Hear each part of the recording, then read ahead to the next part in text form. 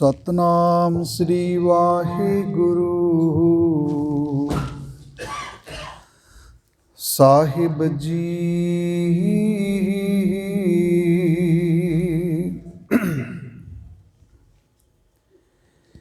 तेरे कवन कवन गुण कह कह गावा, तू साहिब गुणी निधाना। तुम्हारी महिमा वर्णन न साको, तू ठाकुर ऊच भगवाना।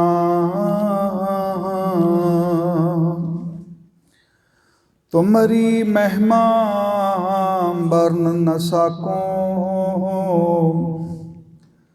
तू ठाकुर ऊच भगवाना।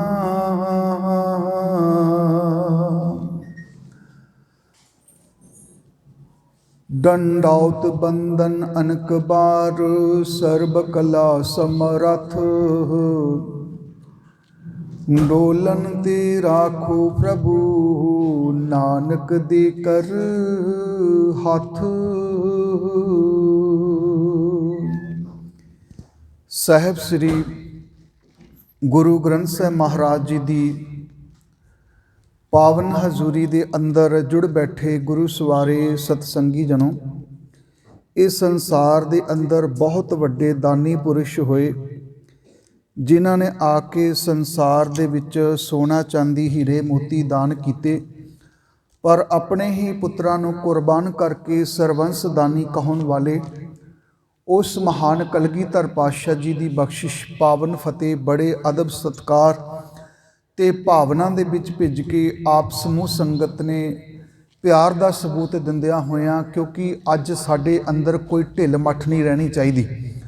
अज ज़ाहर पीर जगत गुरु बाबा धन गुरु नानक सच्चे पातशाह जी ने, जिन्हां ने अपने जीवन दे तकरीबन जो 22-23 साल जिहड़े है अपने परिवार तो दूर रह के कुल कायनात नूं तारन वास्ते एडा वड्डा समा जिहड़ा है उन्होंने अपने जीवन का एक बहुत वड्डा हिस्सा जिहड़ा है वो कुल खलकत नूं दिता, और सारे ही संसार दे विच सतनाम दा चक्कर फिराण दे लई मेरे दाता जी ने 4 उदासियां कीतियां ने।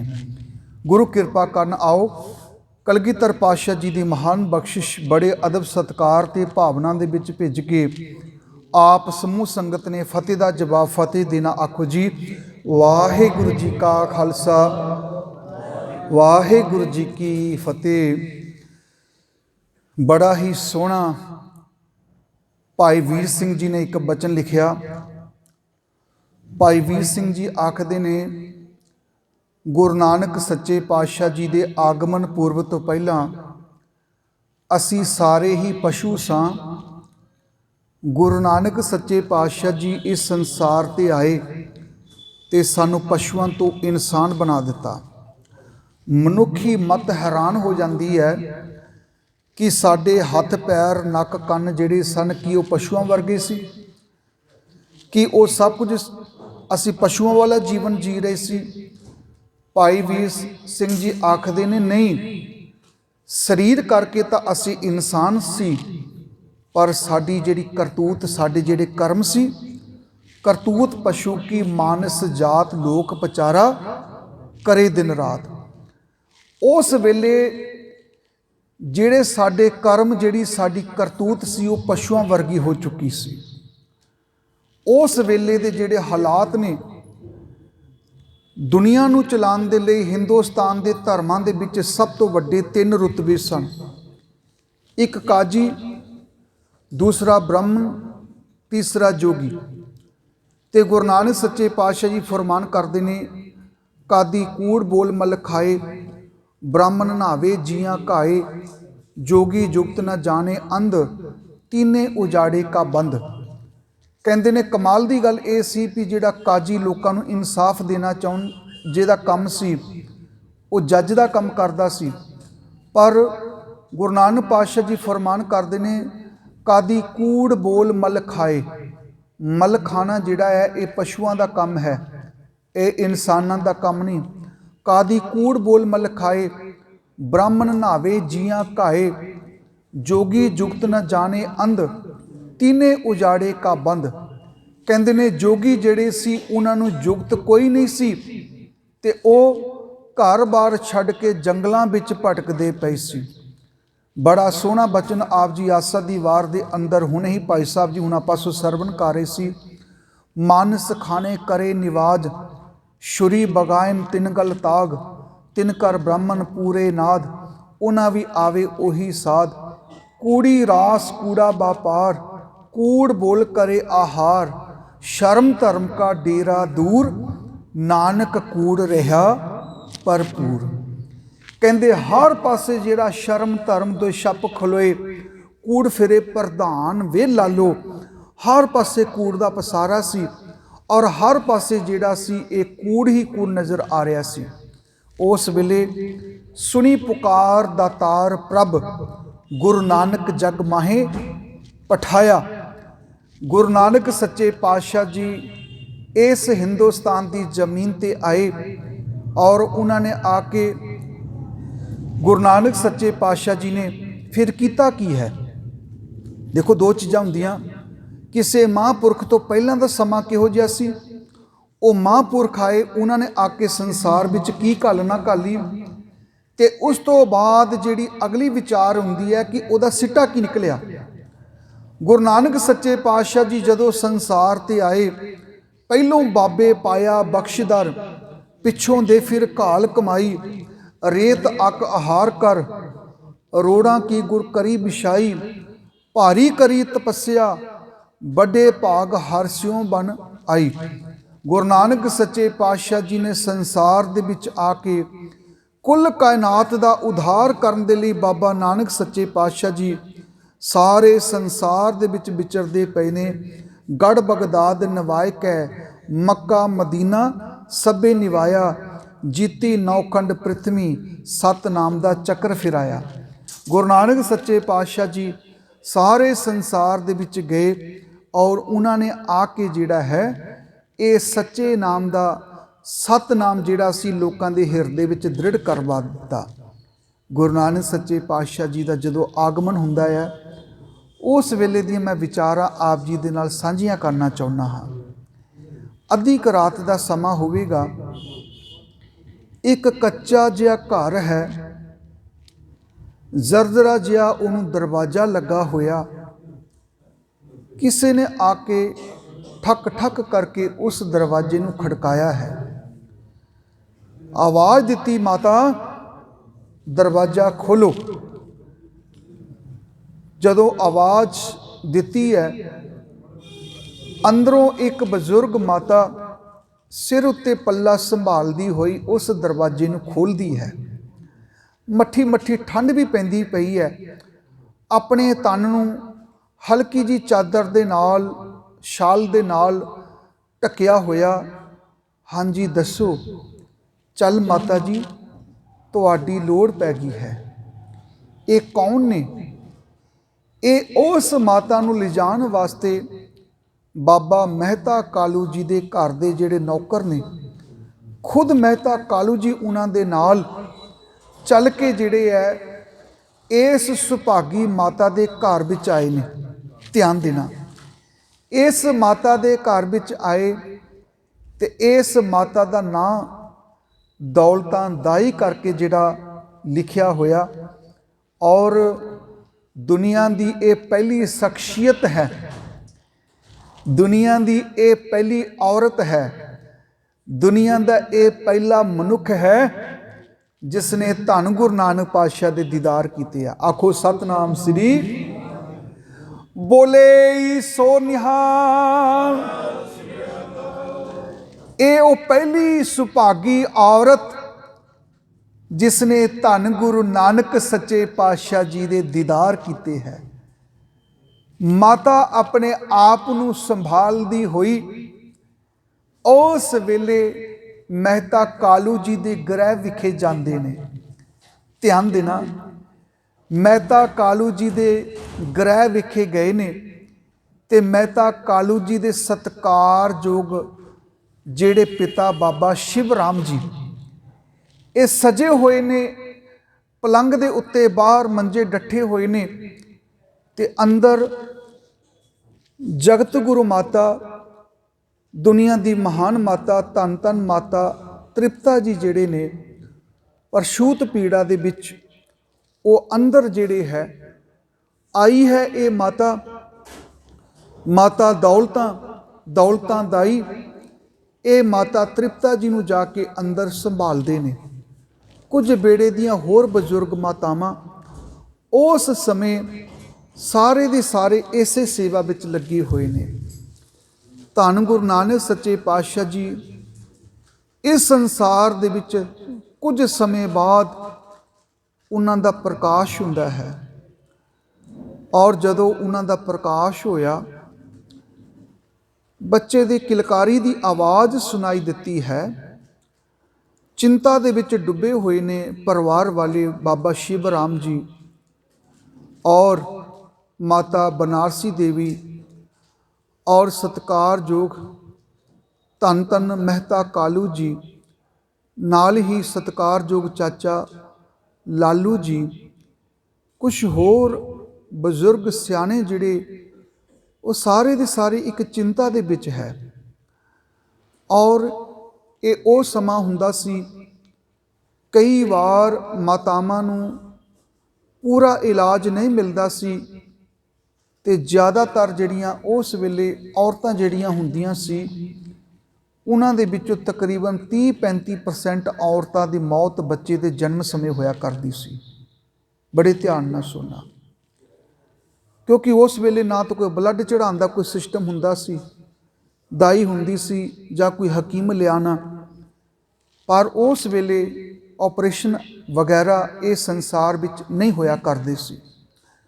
ਤਾਂ ਅਕਸਰ ਜਿਹੜੇ ਲੋਕ ਹੁੰਦੇ ਸੀ ਉਹਨਾਂ ਦੇ ਅੰਦਰ ਇਹ ਬੜੀ ਚਿੰਤਾ ਹੋਇਆ ਕਰਦੀ ਸੀ। ਜਦੋਂ ਉਸ ਵੇਲੇ ਧੰਨ ਗੁਰੂ ਨਾਨਕ ਸੱਚੇ ਪਾਤਸ਼ਾਹ ਜੀ ਦਾ ਪ੍ਰਕਾਸ਼ ਹੋਇਆ, ਕਵੀ ਸੰਤੋਖ ਸਿੰਘ ਚੂੜਾਮਣੀ ਨੇ 2 ਬਚਨ ਬੜੇ ਪਿਆਰੇ ਲਿਖੇ ਹੈ। ਉਹ ਆਖਦੇ ਨੇ ਕਿ ਜਦੋਂ ਮਾਤਾ ਤ੍ਰਿਪਤਾ ਜੀ ਨੇ ਪ੍ਰਕਾਸ਼ ਉਹਨਾਂ ਦੀ ਗੋਦ ਵਿੱਚ ਗੁਰੂ ਨਾਨਕ ਸੱਚੇ ਪਾਤਸ਼ਾਹ ਜੀ ਦਾ ਹੋਇਆ, ਮਾਤਾ ਦੌਲਤਾ ਦਾਈ ਨੇ ਬੱਚੇ ਨੂੰ ਸੰਭਾਲਿਆ, ਮਾਤਾ ਦੀ ਗੋਦ ਦੇ ਵਿੱਚ ਲਿਟਾ ਦਿੱਤਾ ਤੇ ਆਪ ਉਹ ਬਾਹਰ ਆਈ ਹੈ।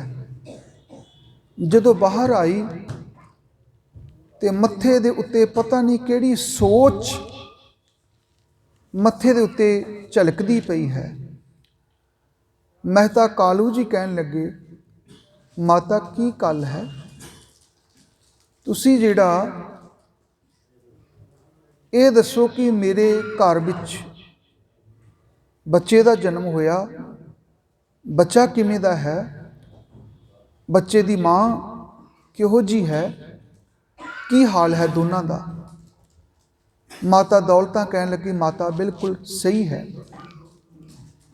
ਤੇ ਤੁਹਾਨੂੰ ਵਧਾਈ ਹੋਵੇ, ਤੁਹਾਡੇ ਘਰ ਦੇ ਵਿੱਚ ਇੱਕ ਪੁੱਤਰ ਦਾ ਜਨਮ ਹੋਇਆ ਹੈ।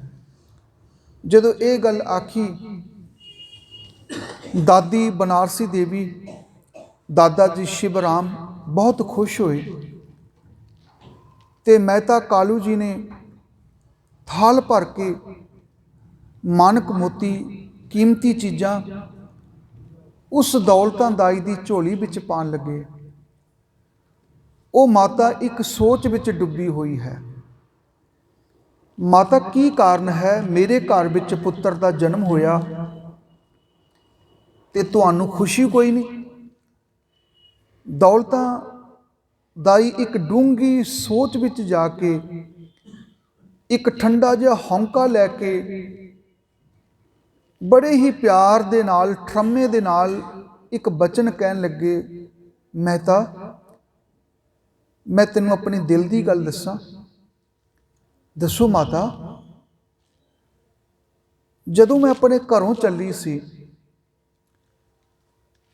ਤੇ ਮਨ ਵਿੱਚ ਇੱਕ ਸੋਚ ਸੀ ਕਿ ਪਟਵਾਰੀਆਂ ਦੇ ਘਰ ਵਿੱਚ ਕਿਸੇ ਚੀਜ਼ ਦੀ ਕਮੀ ਨਹੀਂ ਹੈ, ਜ਼ਮੀਨ ਜਾਇਦਾਦ ਮਾਲਕ ਨੇ ਸਭ ਕੁਝ ਤੁਹਾਨੂੰ ਸਰਮਾਇਆ ਦਿੱਤਾ ਹੋਇਆ, ਤੇ ਮੈਂ ਘਰੋਂ ਚੱਲੀ ਸੀ ਤੇ ਮਨ ਵਿੱਚ ਇਹ ਸੋਚ ਸੀ ਵੀ ਜੇ ਬਾਬਾ ਸ਼ਿਵ ਰਾਮ ਦੇ ਗ੍ਰਹਿ ਵਿਖੇ ਪੋਤਰਾ ਹੋਵੇ ਤੇ ਮੈਂ ਮੂੰਹ ਮੰਗ ਕੇ ਇਨਾਮ ਲਵਾਂਗੀ, ਮੂੰਹ ਮੰਗ ਕੇ ਜਿਹੜਾ ਸ਼ਗਨ ਵਿਹਾਰ ਲਵਾਂਗੀ। ਮੇਰੇ ਘਰ ਵਿੱਚ ਅਤ ਦਰਜੇ ਦੀ ਗਰੀਬੀ ਹੈ। ਪਤਾ ਨਹੀਂ, ਮੈਂ ਕਈ ਵਾਰ ਸੋਚਦੀ ਹਾਂ ਕਿ ਮੇਰੇ ਮਾਪਿਆਂ ਨੇ ਮੇਰਾ ਕੀ ਨਾਂ ਸੋਚ ਕੇ ਦੌਲਤਾਂ ਰੱਖਿਆ ਸੀ। ਮੇਰਾ ਨਾਂ ਜ਼ਰੂਰ ਦੌਲਤਾਂ ਹੈ, ਪਰ ਮੈਂ ਜ਼ਿੰਦਗੀ 'ਚ ਕਦੀ ਦੌਲਤ ਦੇਖੀ ਨਹੀਂ ਹੈ। ਘਰੋਂ ਚੱਲੀ ਸੀ, ਤੁਹਾਡੇ ਘਰ ਵਿੱਚ ਪੁੱਤਰ ਹੋਵੇਗਾ ਤੇ ਮੈਂ ਮੂੰਹ ਮੰਗ ਕੇ ਤੁਹਾਡੇ ਕੋਲ ਵਧਾਈ ਲਵਾਂਗੀ। ਪਰ ਇਹ ਮਹਿਤਾ ਜੀ, ਮੈਂ ਜਦੋਂ ਹੀ ਤੁਹਾਡੇ ਪੁੱਤਰ ਦੇ ਦੀਦਾਰ ਕੀਤੇ ਹੈ, ਨਾ ਦੌਲਤਾਂ ਸੀ ਪਰ ਜ਼ਿੰਦਗੀ ਵਿੱਚ ਦੌਲਤ ਨਹੀਂ ਦੇਖੀ।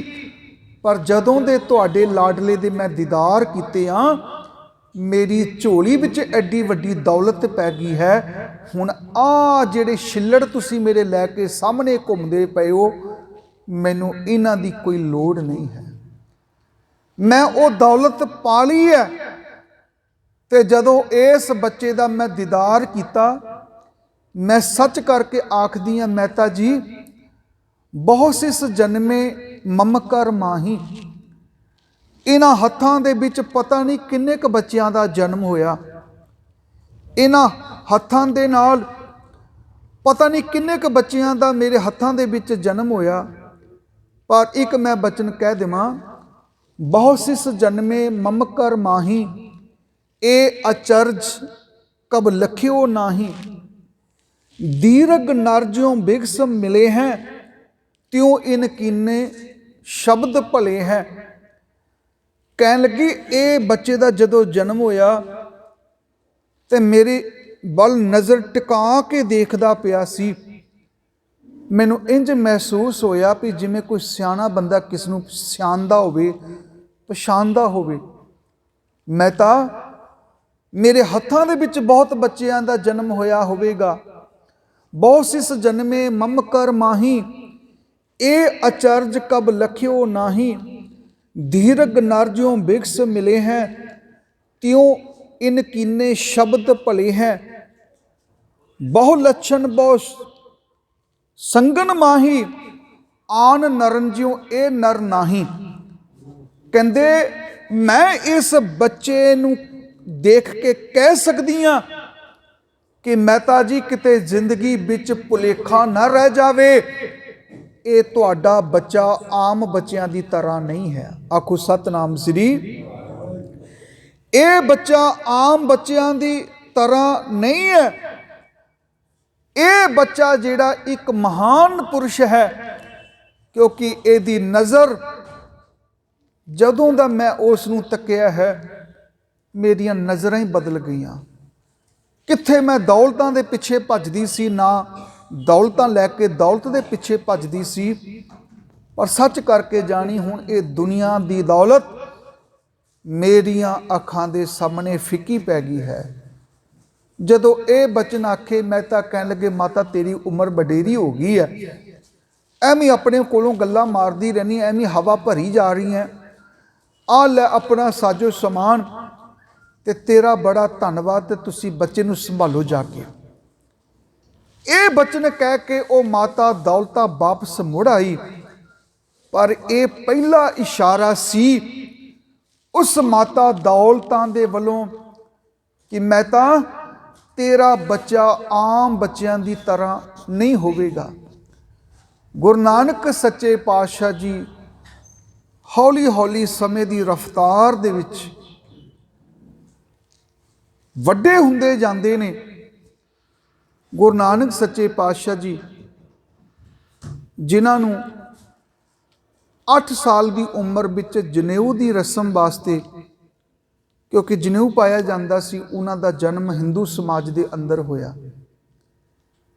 ਤੇ ਮੈਨੂੰ ਕਈ ਵਾਰ ਇੱਕ ਵਾਰੀ ਕਿਸੇ ਨੇ ਸਵਾਲ ਕੀਤਾ ਸੀ, ਕਹਿੰਦੇ ਗਿਆਨੀ ਜੀ ਤੁਸੀਂ ਇਹੀ ਰੌਲਾ ਪਾਉਂਦੇ ਹੋ ਕਿ ਸਿੱਖ ਜਿਹੜੀ ਇੱਕ ਵੱਖਰੀ ਕੌਮ ਹੈ, ਗੁਰੂ ਨਾਨਕ ਸੱਚੇ ਪਾਤਸ਼ਾਹ ਦਾ ਪ੍ਰਕਾਸ਼ ਤਾਂ ਹਿੰਦੂ ਕੌਮ ਦੇ ਅੰਦਰ ਹੋਇਆ। ਮੈਂ ਕਿਹਾ ਜੀ ਇਹ 'ਚ ਕੋਈ ਸ਼ੱਕ ਨਹੀਂ ਹੈ। ਦੁੱਧ ਦੇ ਵਿੱਚੋਂ ਹੀ ਦਹੀਂ ਪ੍ਰਗਟ ਹੋ ਜਾਂਦਾ, ਪਰ ਦਹੀਂ ਉਹੀ ਬਣਦਾ ਜਿਹਨੂੰ ਜਾਗ ਲੱਗਾ ਹੋਵੇ। ਤੇ ਜੇ ਹੁਣ ਆਖੇ ਕਿ ਦਹੀਂ ਜਿਹੜਾ ਹੈ ਦੁਬਾਰਾ ਦੁੱਧ ਬਣ ਜਾਵੇ, ਉਹ ਦੁੱਧ ਨਹੀਂ ਬਣ ਸਕਦਾ। ਆਖੋ ਸਤਨਾਮ ਸ੍ਰੀ। ਇਹ ਡਿਫਾਈਨ ਕੀਤਾ ਗਿਆ ਹੈ, ਜਿਵੇਂ ਧਰਤੀ ਦੇ ਵਿੱਚੋਂ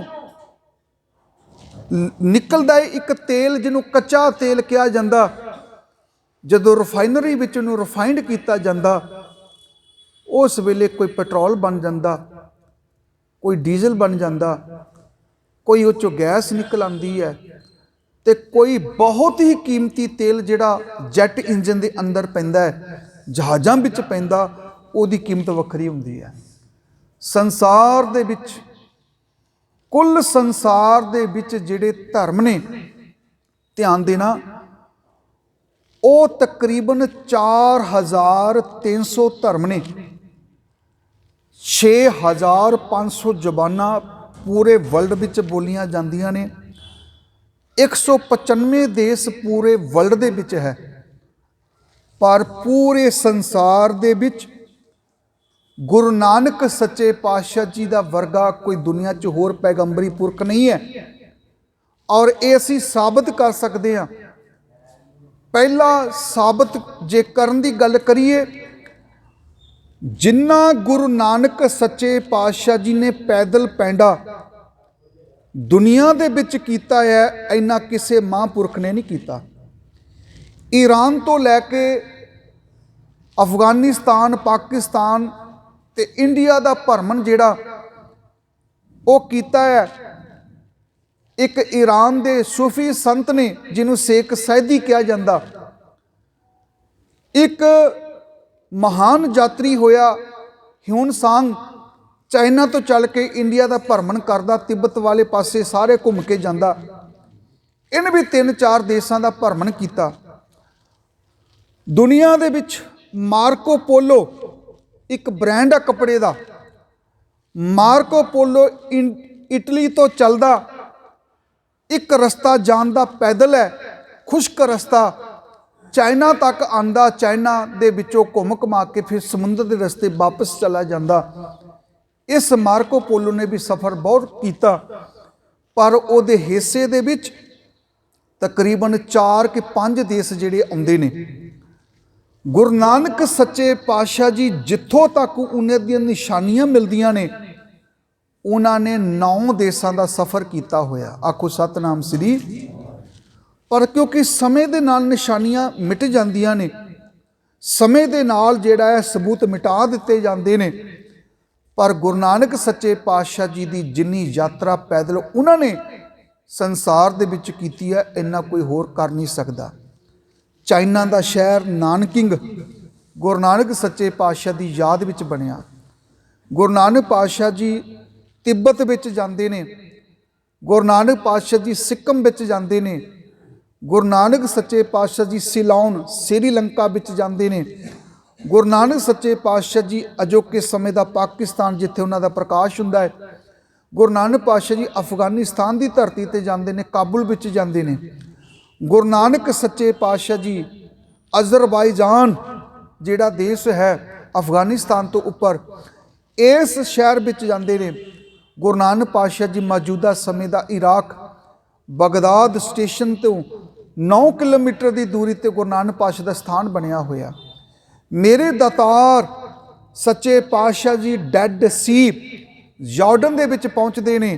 ਧਿਆਨ ਦੇਣਾ, ਗੁਰੂ ਨਾਨਕ ਸੱਚੇ ਪਾਤਸ਼ਾਹ ਜੀ ਸਾਊਦੀ ਅਰਬੀਆ, ਮੇਰੇ ਦਾਤਾਰ ਮੱਕਾ ਸ਼ਰੀਫ ਦੀ ਧਰਤੀ ਤੇ ਪਹੁੰਚਦੇ ਨੇ, ਮਦੀਨਾ ਦੀ ਧਰਤੀ ਤੇ ਪਹੁੰਚਦੇ ਨੇ। ਇਰਾਕ ਦੇ ਦਜਲਾ ਤੇ ਫਰਾਤ ਜਿਹੜੇ ਉਹ ਦਰਿਆ ਨੇ, ਉਹਨਾਂ ਦੇ ਕੋਲ ਗੁਰੂ ਨਾਨਕ ਸੱਚੇ ਪਾਤਸ਼ਾਹ ਜੀ ਸਾਰੇ ਦੇ ਸਾਰੇ ਵਿਚਰ ਕੇ ਆਉਂਦੇ ਨੇ। ਇਸ ਪਾਸੇ ਨੂੰ ਅਸੀਂ ਦੇਖੀਏ ਤੇ ਨੇਪਾਲ ਦੇ ਵਿੱਚ ਗੁਰੂ ਨਾਨਕ ਪਾਤਸ਼ਾਹ ਜੀ ਜਾਂਦੇ ਨੇ। ਇੱਧਰੋਂ ਅਸੀਂ ਦੇਖੀਏ ਗੁਰੂ ਨਾਨਕ ਸੱਚੇ ਪਾਤਸ਼ਾਹ ਜੀ ਬੰਗਲਾਦੇਸ਼ ਅਜੋਕੇ ਸਮੇਂ ਦਾ, ਉੱਥੇ ਜਾਂਦੇ ਨੇ।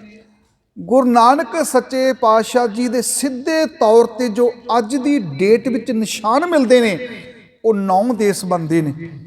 ਤੇ ਉਸ ਤੋਂ ਇਲਾਵਾ ਕਿੰਨੇ ਸ਼ਹਿਰਾਂ ਵਿੱਚ ਗਏ, ਕਿੰਨੀਆਂ ਜ਼ੁਬਾਨਾਂ ਮਾਲਕ ਜਾਣਦੇ ਸਨ, ਕਿੰਨੇ ਲੋਕਾਂ ਦੇ ਨਾਲ ਉਹਨਾਂ ਦੀ ਵਿਚਾਰ ਚਰਚਾ ਹੁੰਦੀ। ਗੁਰੂ ਨਾਨਕ ਸੱਚੇ ਪਾਤਸ਼ਾਹ ਜੀ ਜਿਹੜੇ ਹੈ ਉਹ ਪੂਰੇ ਕਈ ਸਥਾਨਾਂ ਦੇ ਵਿੱਚ ਜਾਂਦੇ ਨੇ ਧਿਆਨ ਦੇਣਾ। ਔਰ ਜਦੋਂ ਅਸੀਂ ਪੜ੍ਹਦੇ ਹਾਂ ਇਹ ਤਵਾਰੀਖ ਅਰਬ, ਹਮੀਦ ਕਾਰੂ ਨਾਂ ਦਾ ਬਾਦਸ਼ਾਹ ਜਿਹੜਾ ਅਫਰੀਕਾ ਦੀ ਧਰਤੀ ਦੇ ਉੱਤੇ ਗੁਰੂ ਨਾਨਕ ਸੱਚੇ ਪਾਤਸ਼ਾਹ ਜੀ ਜਾਂਦੇ ਨੇ। ਔਰ ਇਹ ਵਿਚਾਰ ਵੀ ਜਿਹੜੀ ਮੈਂ ਆਪ ਜੀ ਨਾਲ ਸ਼ਾਮਾਂ ਵੇਲੇ ਰੱਖਾਂਗਾ ਕਿ ਰੁਕਨਦੀਨ ਗੁਰੂ ਨਾਨਕ ਸੱਚੇ ਪਾਤਸ਼ਾਹ ਜੀ ਜਦੋਂ ਮੱਕੇ ਦੀ ਧਰਤੀ ਤੇ ਗੁਰੂ ਨਾਨਕ ਪਾਤਸ਼ਾਹ ਦੇ ਪੈਰੋਕਾਰ ਹੋ ਗਏ ਤੇ ਕਿਵੇਂ ਜਿਹੜਾ ਆ ਉਹਨੂੰ ਸੰਗਸਾਰ ਦੇ ਨਾਲ ਮੌਤ ਦਿੱਤੀ ਗਈ ਸੀ ਕਿ ਤੂੰ ਕਾਫਰ ਹੋ ਗਿਆ। ਖਿਆਲ ਕਰਨਾ, ਕਾਫਰ ਹੋ ਗਿਆ। ਰੁਕਨਦੀਨ ਨੇ ਮੱਕੇ ਦੀ ਧਰਤੀ ਤੇ ਮੌਤ ਕਬੂਲ ਕਰ ਲਈ ਸੀ, ਪਰ ਗੁਰੂ ਨਾਨਕ ਸੱਚੇ ਪਾਤਸ਼ਾਹ ਦਾ ਪੱਲਾ ਨਹੀਂ ਛੱਡਿਆ ਸੀ। ਇਹ ਤਫਸੀਲ ਦੇ ਨਾਲ ਵਿਸ਼ਾ ਜਿਹੜਾ ਹੈ ਅਗਲੇ ਦੀਵਾਨਾਂ ਵਿੱਚ ਆਪ ਜੀ ਦੇ ਸਨਮੁਖ ਰੱਖਿਆ ਜਾਵੇਗਾ। ਗੁਰੂ ਨਾਨਕ ਸੱਚੇ ਪਾਤਸ਼ਾਹ ਜੀ ਸਭ ਤੋਂ ਵੱਡੇ ਕਿਉਂ ਨੇ? ਸਭ ਤੋਂ ਵੱਡਾ ਸਤਿਗੁਰ ਨਾਨਕ ਜਿਨ ਕਲ ਰਾਖੀ ਮੇਰੀ, ਉਹਦੇ ਵਿੱਚ ਬਹੁਤ ਕੁਝ ਜਿਹੜਾ ਹੈ ਸਾਡੇ ਜੀਵਨ ਨਾਲ ਸੰਬੰਧਿਤ, ਸੰਸਾਰ ਵਿੱਚ ਜੋ ਕੁਝ ਵਾਪਰਦਾ ਰਿਹਾ, ਇਹ ਸਾਰੀਆਂ ਘਟਨਾਵਾਂ ਜਦੋਂ ਅਸੀਂ ਅੱਗੇ ਲਿਆ ਕੇ ਰੱਖਾਂਗੇ, ਇੱਕ ਬੱਚਾ ਵੀ ਤੁਸੀਂ ਸਾਹਮਣੇ ਬਿਠਾ ਦੇਵੋਗੇ, ਉਹ ਕਹੇਗਾ ਵਾਕਈ ਹੀ ਦੁਨੀਆ ਵਿੱਚ ਗੁਰੂ ਨਾਨਕ ਸੱਚੇ ਪਾਤਸ਼ਾਹ ਵਰਗਾ ਕੋਈ ਹੋਰ ਨਹੀਂ ਹੋ ਸਕਦਾ। ਖੈਰ, ਹੁਣ ਦਾ ਜਿਹੜਾ ਮੇਰਾ ਵਿਸ਼ਾ ਹੈ ਉਹਨਾਂ ਦੇ ਜਨਮ ਦਾ ਵਿਸ਼ਾ ਹੈ। ਗੁਰੂ ਨਾਨਕ ਸੱਚੇ ਪਾਤਸ਼ਾਹ ਜੀ ਜਦੋਂ 8 ਸਾਲ ਦੀ ਉਮਰ ਹੋਈ ਤੇ ਉਸ ਵੇਲੇ ਪੰਡਿਤ ਹਰਦਿਆਲ ਨੂੰ ਸੱਦਿਆ ਗਿਆ ਵੀ ਗੁਰੂ ਨਾਨਕ ਸੱਚੇ ਪਾਤਸ਼ਾਹ ਜੀ ਜਿਹੜੇ ਹੈ ਉਹਨਾਂ ਨੂੰ ਤੁਸੀਂ ਜਨੇਊ ਪਾਣਾ ਹੈ। ਪੰਡਿਤ ਹਰਦਿਆਲ ਹੋ ਸਕਦਾ ਉਹਨਾਂ ਦੀ ਉਮਰ ਬਜ਼ੁਰਗ ਹੈ, ਉਹਨਾਂ ਨੇ ਮਹਿਤਾ ਕਾਲੂ ਜੀ ਨੂੰ ਵੀ ਕਦੀ ਜਨੇਊ ਪਾਇਆ ਹੋਵੇ। ਅੱਜ ਇਹ ਰਸਮ ਹੋਣ ਲੱਗੀ, ਜਿਵੇਂ ਤੁਸੀਂ ਕਹਿੰਦੇ ਹੋ ਕਿ ਬੱਚੇ ਦੀ ਦਸਤਾਰਬੰਦੀ ਕਰਨੀ ਹੈ ਜੀ, ਸਾਰਾ ਮਹੱਲਾ ਇਕੱਠਾ ਹੋਇਆ ਹੁੰਦਾ, ਸਾਰਾ ਰਿਸ਼ਤੇਦਾਰ, ਚਾਚੇ ਤਾਏ, ਭੂਆ ਮਾਸੀਆਂ ਸਾਰੀਆਂ ਸੱਦੀਆਂ ਹੁੰਦੀਆਂ, ਤੇ ਉਹ ਦਿਮਾਗ ਵਿੱਚ ਸੋਚ ਲੈ ਕੇ ਚੱਲਣਾ ਵੀ ਅੱਜ ਬਹੁਤ ਵੱਡਾ ਸਮਾਗਮ ਉਲੀਕਿਆ ਗਿਆ ਵੀ ਗੁਰੂ ਨਾਨਕ ਸੱਚੇ ਪਾਤਸ਼ਾਹ ਜੀ ਨੂੰ ਜਨੇਊ ਪਾਇਆ ਜਾਵੇਗਾ। ਹੁਣ ਗੁਰੂ ਨਾਨਕ ਸੱਚੇ ਪਾਤਸ਼ਾਹ ਜੀ ਨੇ ਇਹ ਨਹੀਂ ਕਿਹਾ ਕਿ ਮੈਂ ਜਨੇਊ ਨਹੀਂ ਪਾਣਾ, ਉਹ ਕਹਿੰਦੇ ਮੈਂ ਜਨੇਊ ਪਾਉਣ ਨੂੰ ਤਿਆਰ ਹਾਂ, ਪਰ ਜੋ ਜਨੇਊ ਤੁਸੀਂ ਲੈ ਕੇ ਚੱਲ ਰਹੇ ਹੋ ਉਹ ਮੈਨੂੰ ਪਰਵਾਹ ਨਹੀਂ। ਗੁਰੂ ਨਾਨਕ ਸੱਚੇ ਪਾਤਸ਼ਾਹ ਦੇ ਗਲ ਵਿੱਚ ਜਦੋਂ ਜਨੇਊ ਪਾਉਣ ਲੱਗੇ ਤੇ ਪੰਡਤ ਜੀ ਦੀ ਉਹਨਾਂ ਨੇ ਬਾਂਹ ਫੜ ਲਈ ਸੀ। ਧਿਆਨ ਦੇਣਾ, ਜਦੋਂ ਪੰਡਤ ਜੀ ਦੀ ਬਾਂਹ ਫੜ ਲਈ, ਪੰਡਤ ਜੀ ਰੁਕੋ, ਇਹ ਕੀ ਕਰਦੇ ਪਏ ਹੋ ਜੀ? ਜਨੇਊ ਪਾਉਣ ਲੱਗੇ ਆ। ਉਹਨਾਂ ਦਾ ਇੱਕੋ ਹੀ ਸਵਾਲ ਸੀ, ਇਹ ਜਨੇਊ ਪਾਉਣ ਦੇ ਨਾਲ ਕੀ ਹੋਵੇਗਾ? ਅਸੀਂ ਨਾ ਅੱਜ ਸਾਡੇ ਪੰਜਾਬ ਦੇ ਵਿੱਚ ਉਹ ਸਾਡੇ ਵਿਆਹ ਸ਼ਾਦੀ ਹੁੰਦੀ ਹੈ ਤੇ ਕਹਿੰਦੇ ਜਠੇਰਿਆਂ ਦੇ ਮੱਥਾ ਟੇਕ ਕੇ ਆਵੋ। ਪੰਜਾਬ 'ਚ ਜਠੇਰੇ ਬਹੁਤ ਹੁੰਦੇ ਆ ਤੇ ਮੈਂ ਉਹਨਾਂ ਨੂੰ ਹੱਥ ਜੋੜ ਕੇ ਕਹਿਣਾ ਹੁੰਦਾ ਵੀ ਚਲੋ ਆਪਾਂ ਮੱਥਾ ਟੇਕਣ ਨੂੰ ਤਿਆਰ ਹਾਂ। ਜਦੋਂ ਸਾਡਾ ਵੀ ਵਿਆਹ ਹੋਇਆ ਤੇ ਕਹਿੰਦੇ ਜਠੇਰਿਆਂ ਦੇ ਮੱਥਾ ਟੇਕਣਾ, ਮੈਂ ਕਿਹਾ ਜੀ ਅਸੀਂ ਤਾਂ ਗੁਰਦੁਆਰਾ ਸਾਹਿਬ ਵੀ ਮਹਾਰਾਜ ਸੱਚੇ ਪਾਤਸ਼ਾਹ ਦੇ ਚਰਨਾਂ 'ਚ, ਉਹ ਰਿਸ਼ਤੇਦਾਰਾਂ ਵਿੱਚ ਐਵੇਂ ਰੌਲਾ ਪੈ ਗਿਆ ਜੀ ਇਹ ਚੰਗਾ ਬੰਦਾ, ਇਹ ਮੱਥਾ ਨਹੀਂ ਟੇਕਦਾ, ਇਹ ਕੀ ਹੋ ਗਿਆ, ਪਾਗਲ ਹੋ ਗਿਆ, ਫਲਾਨਾ ਹੋ ਗਿਆ, ਬੜੀਆਂ ਗੱਲਾਂ ਹੋਣ ਲੱਗੀਆਂ। ਜਦੋਂ ਬਜ਼ੁਰਗ ਜਠੇਰਿਆਂ ਦੇ ਸਾਹਮਣੇ ਉਹਦੀ ਲੰਘਣ ਲੱਗੇ, ਕਹਿੰਦੇ ਜੀ ਮੱਥਾ ਟੇਕੋ। ਮੈਂ ਕਿਹਾ ਜੀ ਪਹਿਲਾਂ ਇਹ ਦੱਸੋ ਵੀ ਇਹ ਜਗ੍ਹਾ ਕਾਹਦੀ ਹੈ? ਕਹਿੰਦੇ ਜਠੇਰੇ ਹੈ।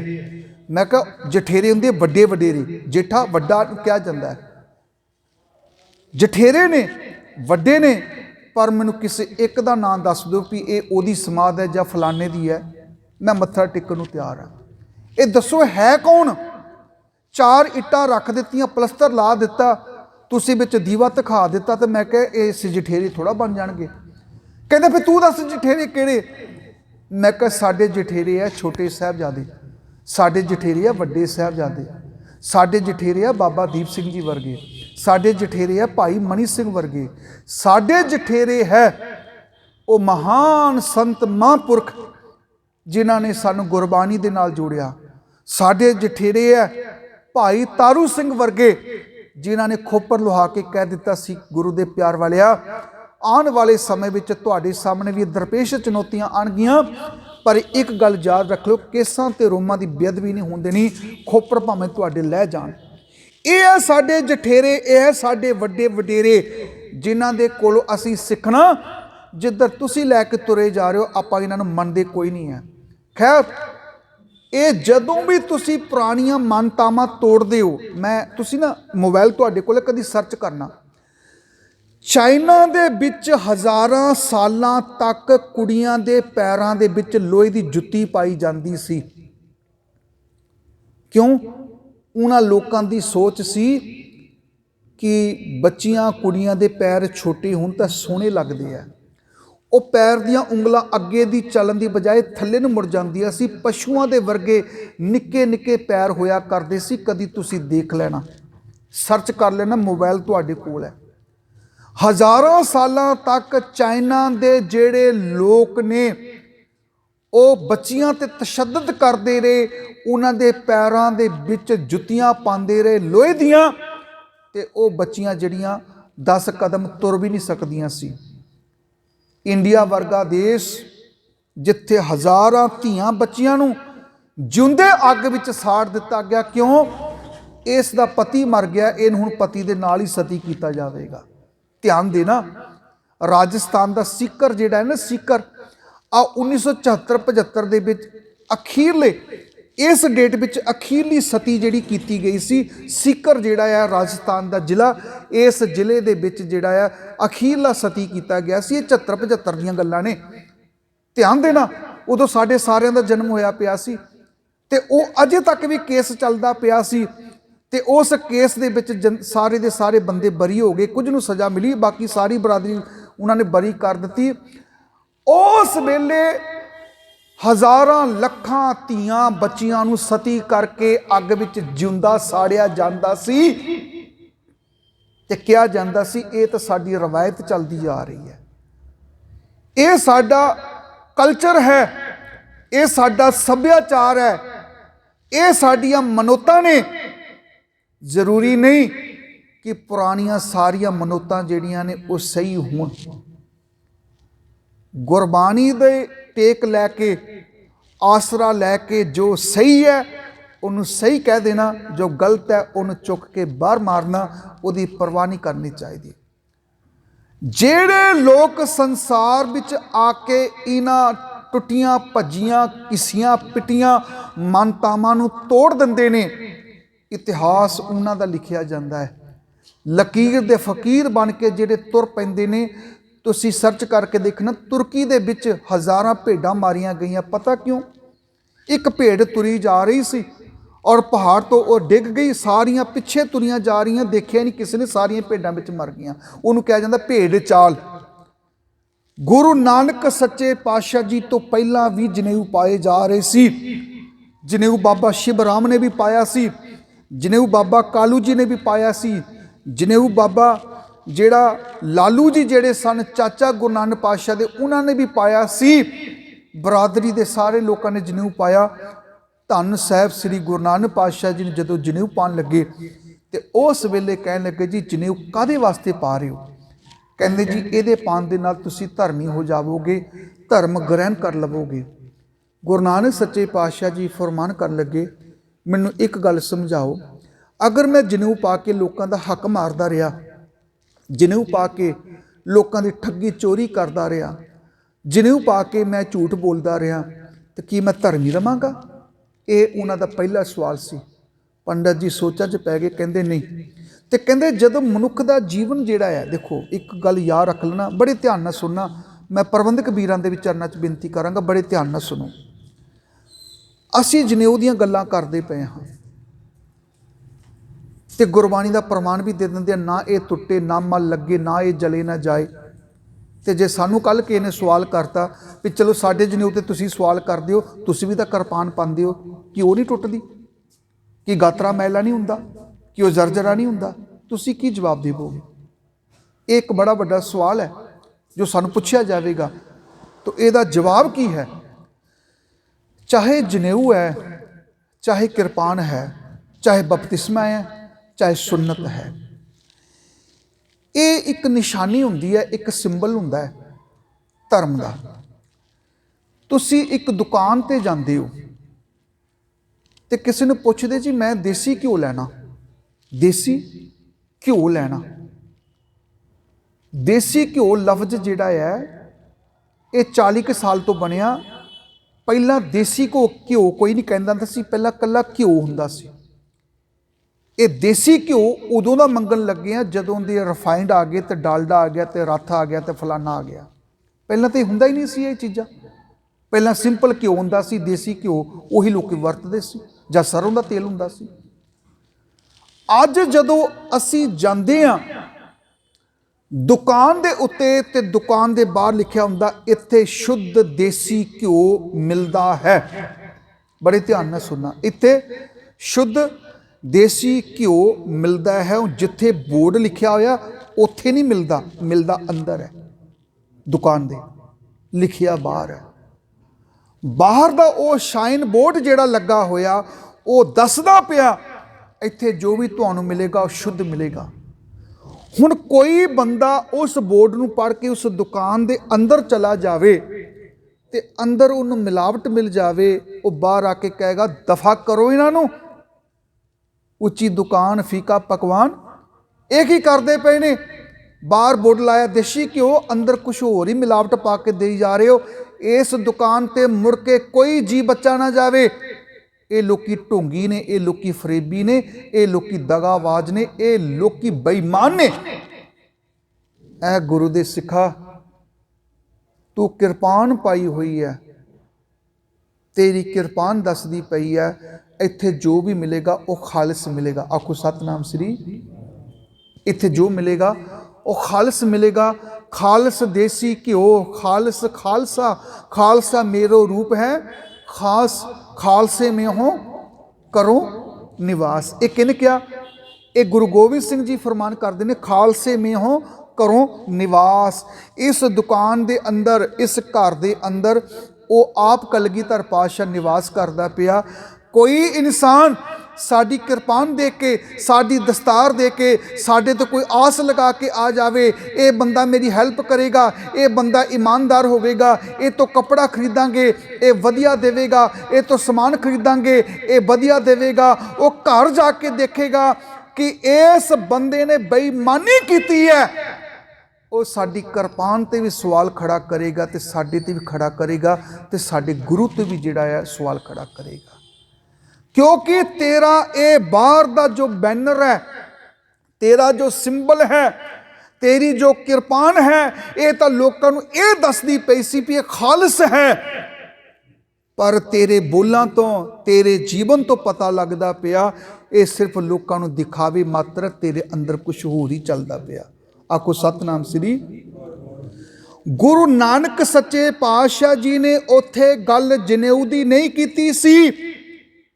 ਉਹ ਕਹਿੰਦੇ ਸੀ ਬਾਹਰ ਦੇ ਇਸ ਸਿੰਬਲ ਨੂੰ ਕੀ ਕਰੋਗੇ?